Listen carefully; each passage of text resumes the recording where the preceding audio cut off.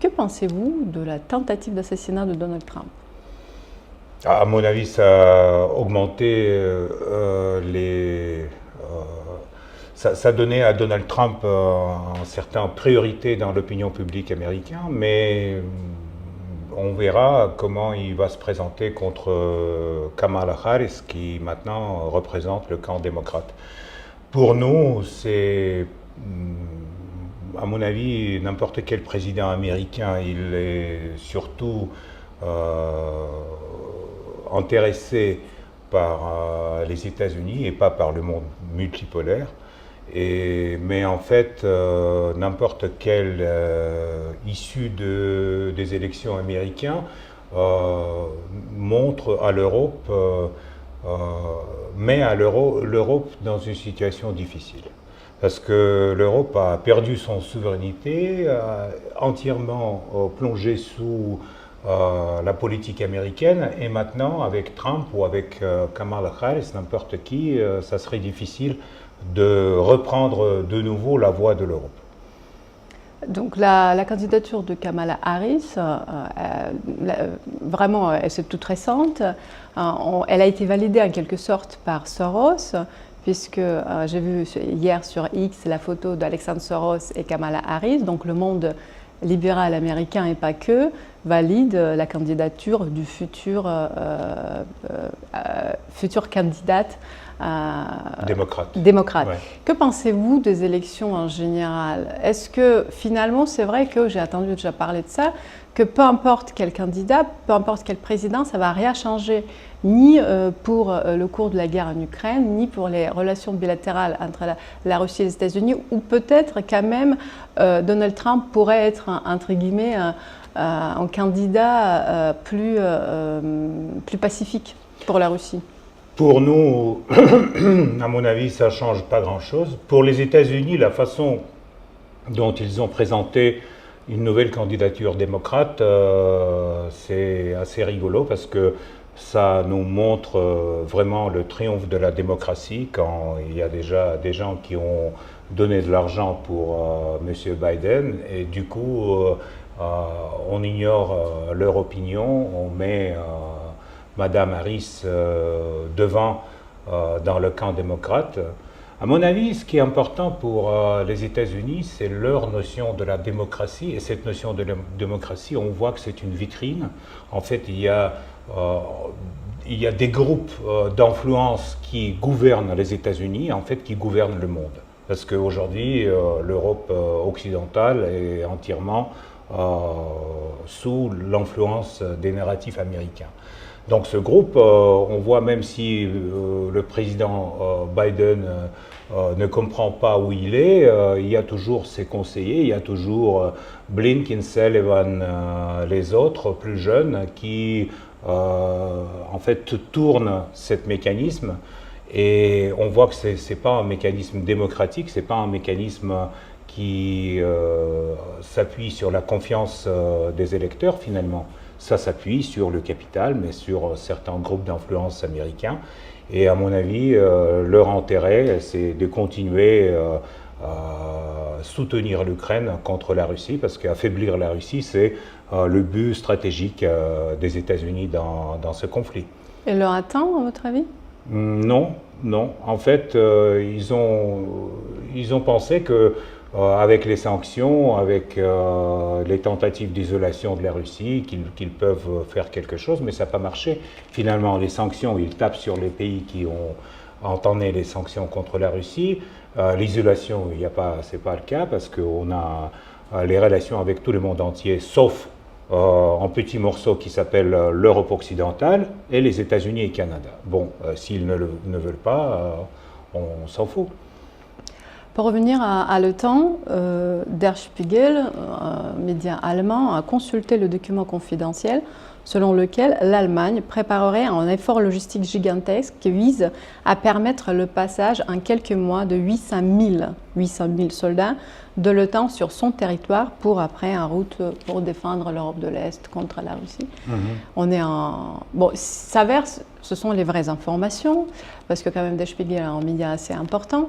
Qu'est-ce que ça veut dire exactement en été 2024? Est-ce que c'est l'Allemagne qui voudrait prendre une revanche en quelque sorte sur sa défaite contre les Russes? Non, à mon avis, c'est des manœuvres à l'intérieur de l'OTAN, mais ça nous prouve encore une fois que l'OTAN, ce n'est pas un bloc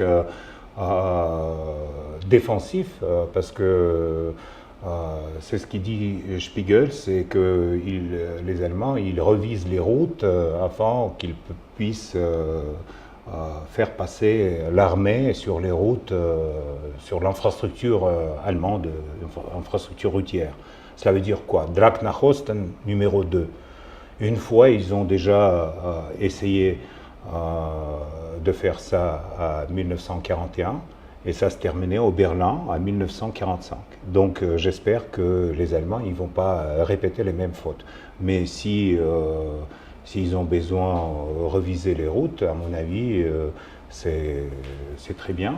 Nous, on n'a pas les routes ici en Russie préparées pour 800 000 soldats de l'OTAN. On a seulement quelques routes pour évacuer les soldats de l'OTAN tués en Ukraine. Et malheureusement, ça se passe chaque jour. Vous êtes en train de communiquer parler avec les dirigeants de l'OTAN?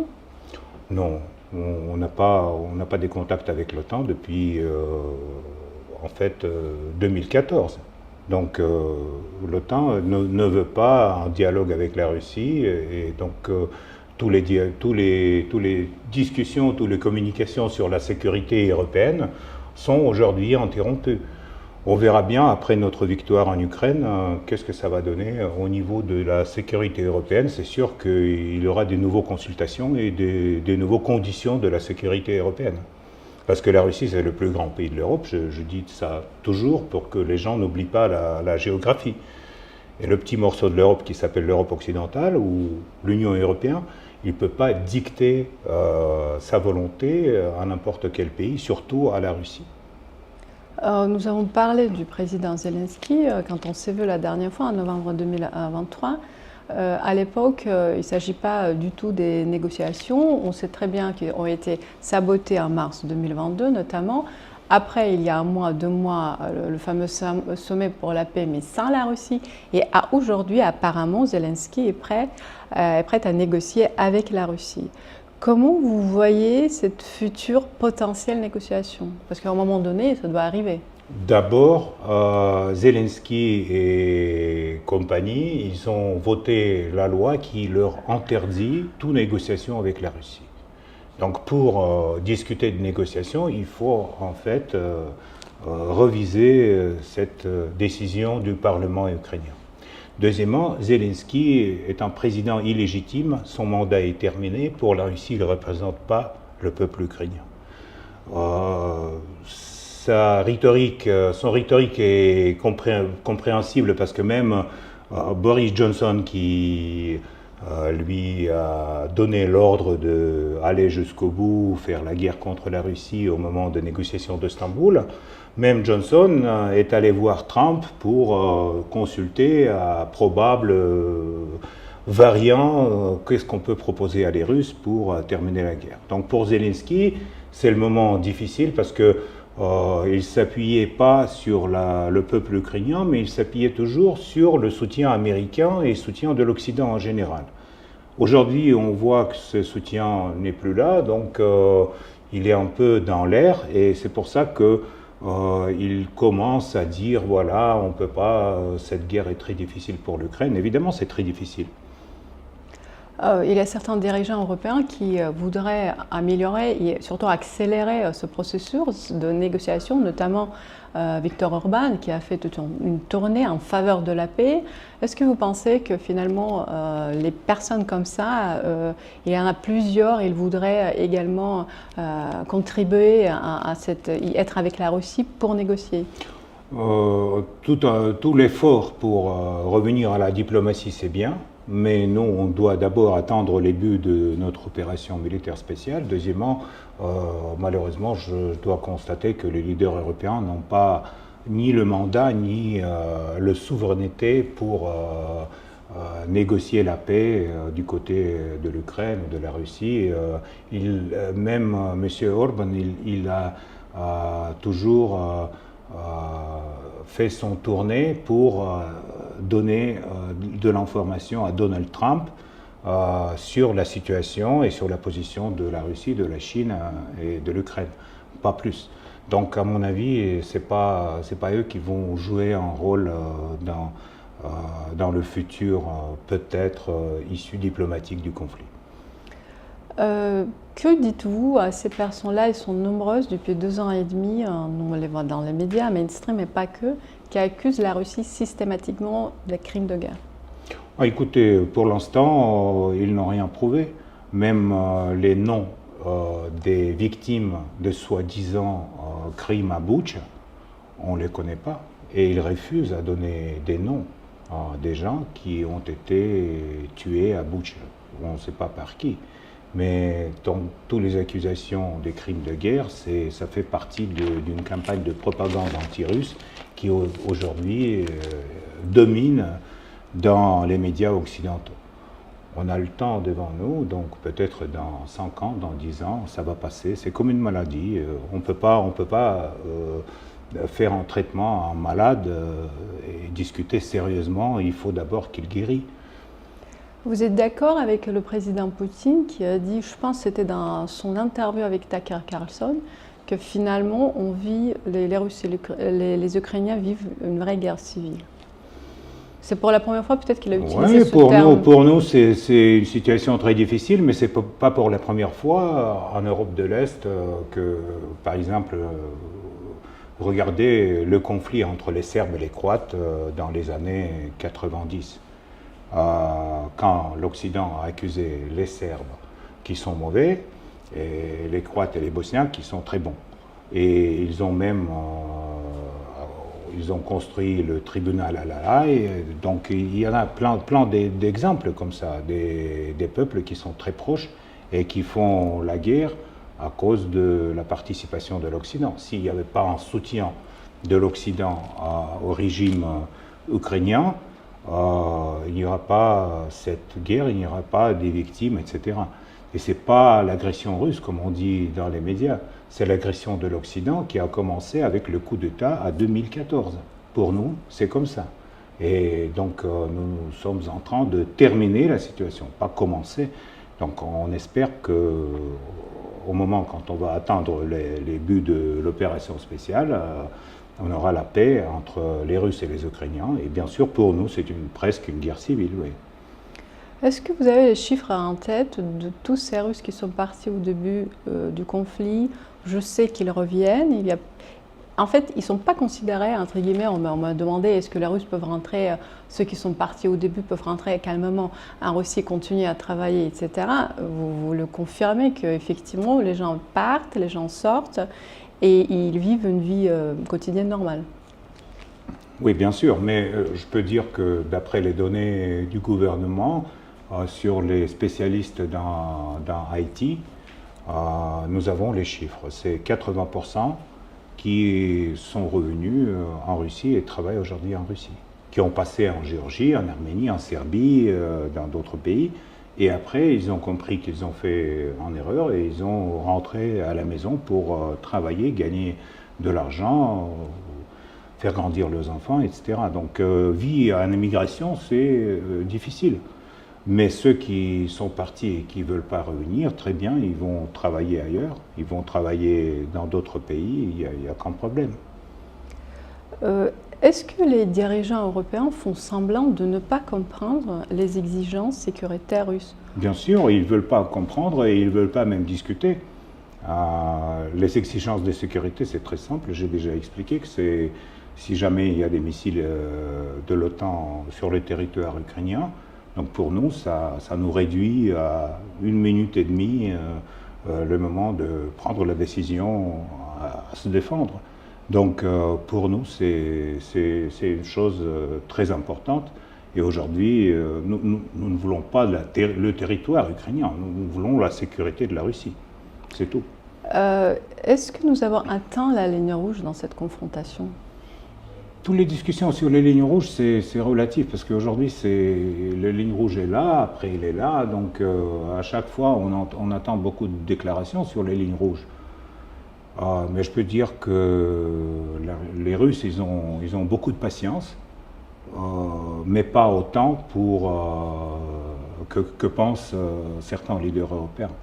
Donc il faut quand même comprendre que la Russie peut répondre et peut faire la guerre comme, par exemple, les Européens et les Américains, ils ont fait en Irak ou en Libye. On ne fait pas ça en Ukraine, mais on peut le faire. Et à ce moment-là, l'infrastructure routière allemande ne sera pas prête. Et il y a un autre conflit dans le monde qui inquiète les gens, c'est le conflit entre Israël et la Palestine. Et on a dit un petit mot lors de notre dernier dialogue avec vous en novembre. Est-ce que le rôle de la Russie ou l'opinion de la Russie a changé depuis? Non, en fait, nous sommes contre les doubles standards qui sont en fait les mêmes pour le conflit en Palestine et Israël et pour le conflit Russie-Ukraine aussi.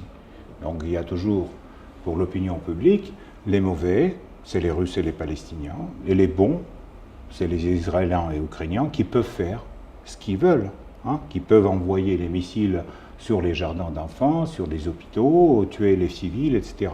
Et il y a toujours des mauvais qui ne tuent pas les civils, mais qui sont mauvais dans l'opinion publique. Donc, à mon avis, c'est quelque chose qui, tôt ou tard, n'importe quel mensonge se disperse. Donc, on va voir quand ça va passer, mais malheureusement, pour l'opinion publique européenne notamment, il y aura un moment de quelque chose, de découverte très, très triste pour eux. Vous êtes d'accord avec Alexei Pouchkov, que j'ai interrogé la semaine dernière, et qui a dit que la Russie n'est pas en conflit avec les peuples de l'Europe, mais avec leurs dirigeants? Bien sûr, non, ça c'est clair. Moi je peux dire que même quand je dis des choses désagréables sur les dirigeants français ou sur leur politique envers la Russie, les simples Français me soutiennent, ils me disent bah oui, continuez de dire la vérité, monsieur Tolstoï, c'est bien, etc. Donc on comprend très bien que le système politique d'aujourd'hui ne représente pas vraiment ce que pensent les Français. Ça se voit après l'élection parlementaire, ça se voit par plusieurs choses. Aujourd'hui, on voit Paris avec les barrages olympiques, avec le baignoire dans la Seine, etc. Mais ça ne représente pas la France pour moi. Ça ne représente pas le peuple français. Et ça ne représente pas l'amitié franco-russe qui existe depuis des siècles. Là, on est bien d'accord au dialogue franco-russe, on est bien placé pour le confirmer. Si demain, lors d'une grande conférence pour la paix, ou autrement vous rencontrez M. Macron, qui est encore président de France, que voudriez lui dire? Rien. Moi, j'ai aucun message à M. Macron. Moi, j'aimerais bien rencontrer peut-être Brigitte, mais lui, non. Le dialogue entre la Russie et la France est quasi inexistant, je dirais nul. Moi, je ne parle pas des sociétés civiles, puisque les sociétés civiles, heureusement, communiquent. Combien de temps, vous pensez, il nous faut pour revenir à la normale, et surtout économiquement parlant? On sait très bien que l'Europe est endettée, la France est endettée, et on a parlé lors de plusieurs conférences du dialogue franco-russe notamment. Ce réveil-là économique, est-ce qu'il est possible, peut-être avant 10 ans? C'est minimum? C'est minimum. 10 ans pour que Macron et génération de ces leaders faites par les technologies politiques, pour qu'ils partent, pour que de nouveaux leaders européens commencent à fonctionner dans l'Europe, et pour que le dialogue et la confiance, parce qu'en fait, et pour le business, et pour la politique, et pour la sécurité, la base, c'est la confiance.